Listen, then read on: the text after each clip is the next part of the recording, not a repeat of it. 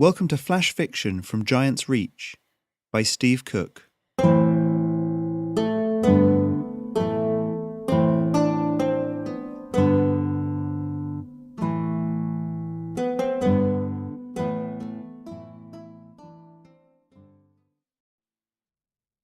Hey everyone, I hope you're having a good day. The flash fiction you're about to hear kind of speaks for itself, so I'm going to take this opportunity to give a shout out to something that I'm part of. On Monday evenings, I stream with my good friend Oz Mills. He is running a really cool Quantum Leap inspired Dungeons and Dragons campaign at the moment, and I am lucky enough to be one of the players. It's really cool. It's really worth checking out, and we're having a lot of fun with it. Currently, I'm playing as a changeling who is disguised, or about to be disguised, as a vampire who was disguised as an English spy in an alternate Europe during an alternate Second World War, and that's cool. So I highly recommend you check it out. It is available at twitch.tv/Ozmills, OZMILLS, and it's from 9 o'clock on a Monday night. Enjoy the flash fiction.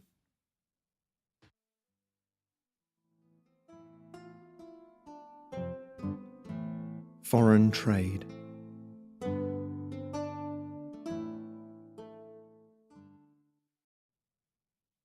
The sun was setting over the market, the sky painted in pinks and oranges. Ferret wrapped his coat around himself more tightly and blew into his palms to warm them. "Last few spaces," he shouted, high and clear, "from here to the Lutron Confed and up the river to Hilltop." Despite the lateness, the market was still bustling, louder than ever. Now that there were so many uplifts with their talky jewels, it was difficult to get a word in edgeways. He swept his eyes over the other folk touting for trade. There was Lork, the otter that ran the biggest river trade right through Myria. "All right, Lork." The otter's golden eyes flicked towards him just long enough to know he'd been heard. Ignoring him, Lork clapped his paws together. "Come on," he said, voice pulsing out of the crystal at his throat. "Cheap river rates right here." "Yeah, you heard me," Ferret muttered. "Stuck-up son of a... Oh, you, sir! Are you looking for some portage?" The man walking past just shook his head and walked on, the hem of his long white robe picking up dust and grime from the cobbles. It was the same all over the market. As soon as the uplifts were able to voice their own calls for prices and offers, they dropped their human counterparts like hot rocks, or most of them at least. Lork was just one of several uplifts that barely even registered Ferret's existence now. The sun continued to set, the last few people drifting away from the market, and Ferret's breath began to huff out in clouds of condensation. He thrust his hands deep into his pockets and began to walk back to the boat. Not only had the uplifts got voices now, but the Yohalland Guild of Engineers had started horning in on the territory. The harbour was its usual mess of masts and riggings, seagulls circling lazily in search of a quick evening meal from some unwary fisherman. But now guild ships towered like nails waiting to be hammered into wood. He'd snuck aboard one, of course, more for curiosity than necessity. The inside was cavernous, big enough to contain his dad's entire boat 5 or 6 times over.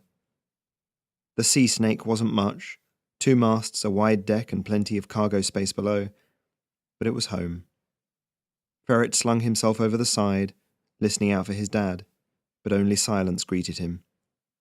"Probably out drinking again," he muttered. "He didn't find anything either, then." He ducked his head below decks and sniffed, screwing his face up at the stale belch of air. "Or maybe he started in here first. Darn it, Dad, why—" He stopped short as he came back out.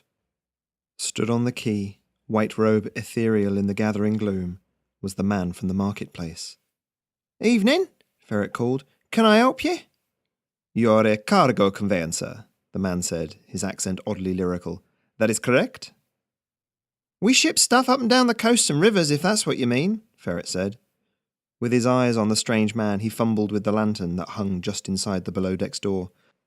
"You got something you need moving? Cheapest rates in the harbour, and if you find it cheaper elsewhere, we'll match their price. What's your name, if you don't mind?" Geraldo e Lucrenza. I have a few crates that I am looking to have moved to Hilltop, the man said. Trade there, you understand. He leaned closer as Ferret succeeded in lighting the lamp. A golden beard curled around his tanned face, the matching eyebrows only serving to highlight his flint-dark eyes. Only, I seek discretion, yes? Ferret nodded and tapped his nose, something he'd seen his dad do when someone told him a secret. I've got you, sir. Now then, may I ask what we're transporting? You may not, Lucrenza said.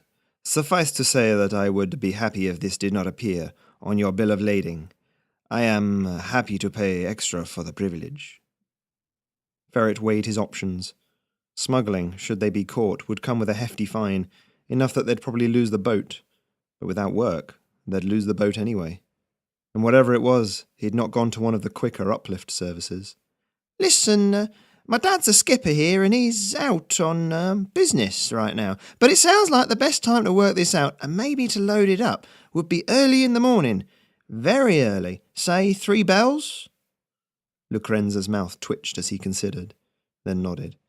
I could be back here then, with the goods, yes, and dependent on price. Ferret grinned, and they got down to haggling. You've been listening to flash fiction written for my Patreon, Giant's Reach. If you'd like to become a supporter, go to patreon.com/Giant's Reach, where you can find more fiction just like this,